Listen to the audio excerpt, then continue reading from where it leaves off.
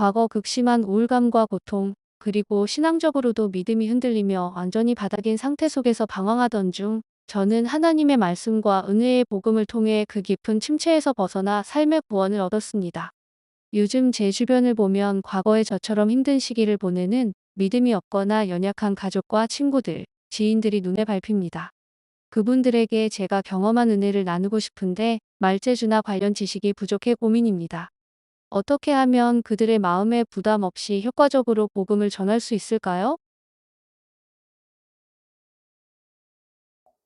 하나님께서 사명을 주고 계신 게 뭐냐면, 여러 사람들이 지금 그렇게 방황하고 있고 이렇게 힘들어하고 있는 게 보이시잖아, 눈에.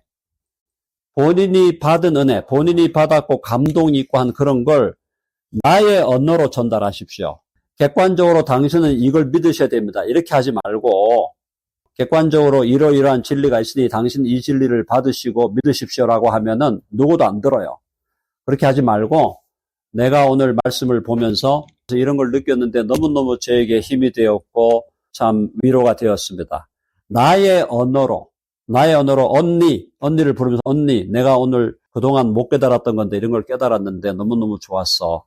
이렇게 나의 언어로 나의 스토리로 이야기하기 시작하실 때 다른 사람들이 그 얘기를 듣기 시작할 겁니다. 누구도 말이죠. 누구라도요. 객관적인 어떤 정보에 대해서 이거 좋은 정보니까 당신 믿어야 되라고 얘기할 때 오늘날 현대인들은요. 기본적으로 의심을 합니다. 의심을 먼저 하지. 그래? 좋은 거야? 이렇게 달려들질 않아요. 그렇게 의심을 하지만은 내 이야기라고 하고 내가 그렇게 주관적으로 느꼈어. 정말 내게 좋았어.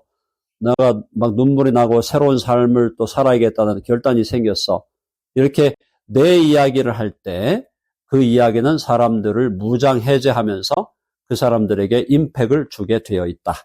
그래서 my story, 나의 이야기를 이제 앞으로 계속 다른 사람에게 나눠주시면 그것이 강력한 힘으로 역사할 것이고, 지금 보여주시는 그 서너 명, 너댓 명의 그 사람들이 다 우리 자매님께 맡겨주신, 하나님이 맡겨주신 사람들이다. 그렇게 생각하시고 그들을 잘 인도할 때 자매님의 지난 삶과 앞으로 미래의 삶, 모든 삶이 결국은 주님 앞에서 의미 있는 삶으로 결론이 내려질 겁니다. 그렇게 하시면 됩니다.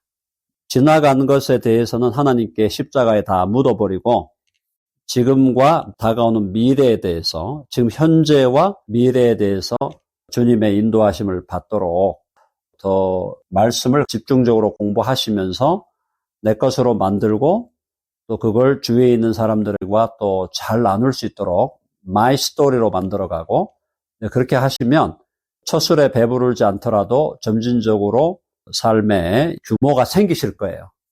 물론 과거에 대해서 하나님 앞에서 회개할 부분이 있으면 회개는 해야죠. 회개는 해야 되는데 너무 거기 과거에 대해서 오히려 너무 이렇게 우리가 과거에 너무 집착하거나 빠져 있을 때 현재와 미래에 나아가야 될 부분들이 더 약해질 수 있으니까 그런 부분을 조금 주의하시면 좋겠다 하는 생각입니다. 다른 사람들한테 임팩을 주고 싶어도 그게 아시다시피 막 한 달 내로 막 뭐 이렇게 되지 않잖아요. 다른 사람에게 내가 임팩을 주고 싶다고 해도 장기 플랜으로 가야 돼요. 장기 플랜. 너무 단기로 플랜을 하시면 지쳐버리고 또 결과가 안 나오니까 힘들게 됩니다. 그러니까 변화라는 게 시간이 필요하고 또 다른 사람들도 나의 변화된 모습을 또 어느 정도 볼 수 있어야 또 그게 attraction, 그게 느껴지잖아요. 매력이 느껴지고 그래서 들으려고 하고 이렇게 하니까 시간을 좀 두고 지금은 더 집중적으로 밥을 먹으셔야 돼요. 영적인 밥을 계속 먹으셔서 본인이 굳게 서는 것이 중요하다고 보여집니다.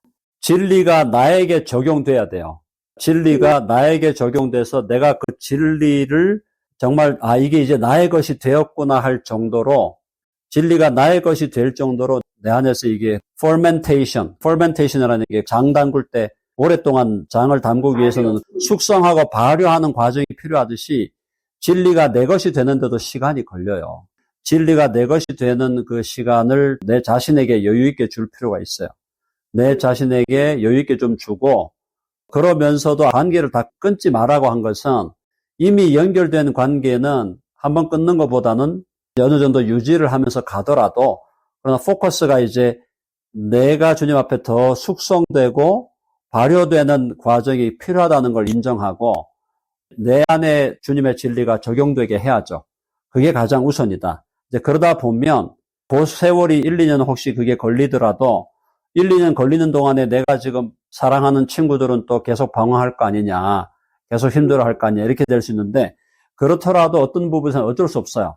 주님의 카이로스 때에 만나야 돼요. 친구들과의 이 소통도 내가 그 사람에게 어떤 말을 전달할 때도 그 사람이 받아들일 준비가 돼 있어야 되거든요. 이게 같이 가려면은 하나님의 카이로스, 하나님의 때가 돼야 돼. 그러니까 하나님의 때가 된다는 것은 1, 2년 미루어진다고 해서 그게 큰 문제가 될 게 없는 게 하나님의 때에 정확하게 만남이 이루어지고 정확하게 임팩을 주면 그 사람의 삶이 진정한 의미에서 변화가 오게 되는 거죠. 자, 그러니까 우선적으로 나에게, 나 자신과 내 삶에 주님의 진리가 적용되게 해 주시옵소서. 이게 우선이에요. 그렇게 한 다음에 그것이 점진적으로 다른 사람에게도 흘러 넘쳐갈 수 있도록 해 주십시오. 이렇게 되는 거죠. 그러니까 우리가 이렇게 새벽 신학교하고 또 새벽 기도회하고 이렇게 하는 것이 정말 내 자신에게 진리가 진리대로 적용되어져 가는 그런 과정이라고 생각하면 그러면 그것도 우리가 너무너무 복되고 행복한 시간이 되는 거죠. 네, 여기까지 하겠습니다.